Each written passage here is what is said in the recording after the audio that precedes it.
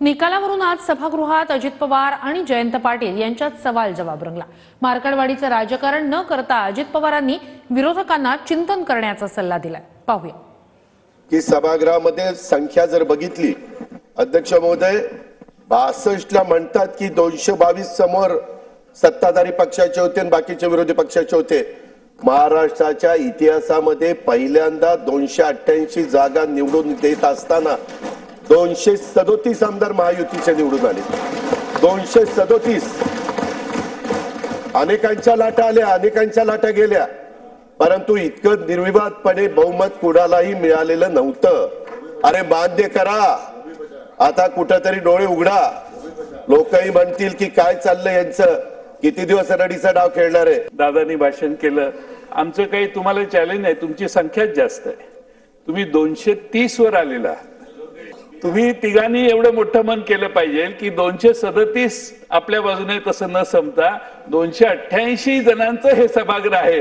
आता तुम्हाला विरोध करून करून आम्ही महागाईवर भाषणं केली महाराष्ट्रात, आम्ही बेरोजगारीवर भाषणं केली, आम्ही महिलांच्यावरच्या अत्याचारावर भाषण केलं।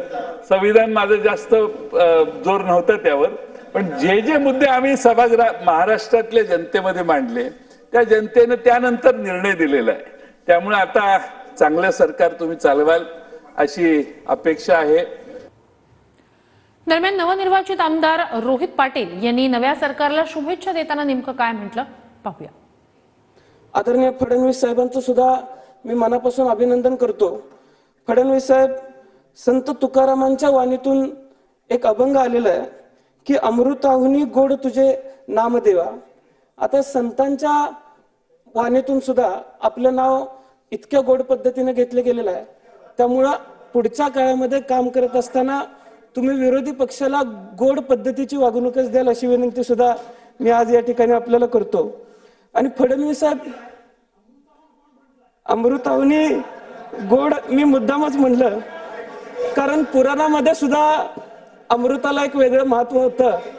आणि आजही अगदी मी आपल्याला फडणवीस साहेब विनंती करेन की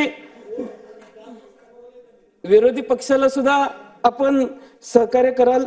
आदरणीय शिंदे साहेब असतील, आदरणीय अजितदादा असतील, सन्माननीय सदस्य असतील, यांचं सुद्धा मी मनापासून अभिनंदन करतो। यानंतर बातमी एका अनोख्या योगायोगाची आहे। यंदा विधानसभेत पोहोचलेले सर्वात तरुण आमदार रोहित पाटील यांनी काल आपल्या आमदारकीची शपथ घेतली। योगायोग म्हणजे 10 वर्षांपूर्वी दिवंगत नेते आणि माजी गृहमंत्री RR पाटील यांचा 8 डिसेंबर 2014 हा संसदीय राजकारणातला शेवटचा दिवस होता आणि 10 वर्षांनंतर बरोबर 8 डिसेंबर 2024 ला त्यांच्या मुलानं आमदारकीची शपथ घेत आपल्या राजकीय कारकिर्दीची सुरुवात केली। 2014च्या विधानसभा निवडणुकीनंतर तब्येत बिघडल्यानं RR पाटील यांनी अधिवेशन काळात आपल्याला सुट्टी हवी म्हणून 8 डिसेंबर पासून आपल्याला हजर राहता येणार नाही असं पत्र तत्कालीन अध्यक्षांना लिहिलं होतं। त्यानंतर आजारी पडलेल्या RR पाटील यांचं निधन झालं आणि त्याच दिवशी 10 वर्षांनी त्यांच्या मुलानं आपल्या राजकीय जीवनाची सुरुवात केली।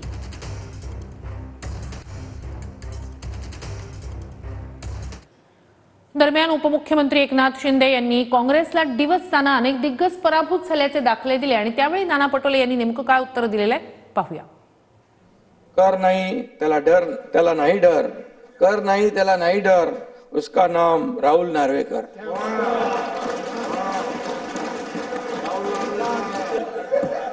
आठवले साहेबांची माझी युती झाली आता। आणि खरं म्हणजे जयंतराव आहेत तर आता मजा आहे। काय जयंतराव बघा, बाळासाहेब थोरात, पृथ्वीराज बाबा गेले नाही दिसत सभागृहाच्या बाहेर। नाना वाचले 208